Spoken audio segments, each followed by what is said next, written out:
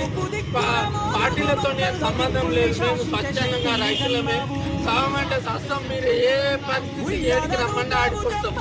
మమ్మల్ని అయితే ఆదుకోండి.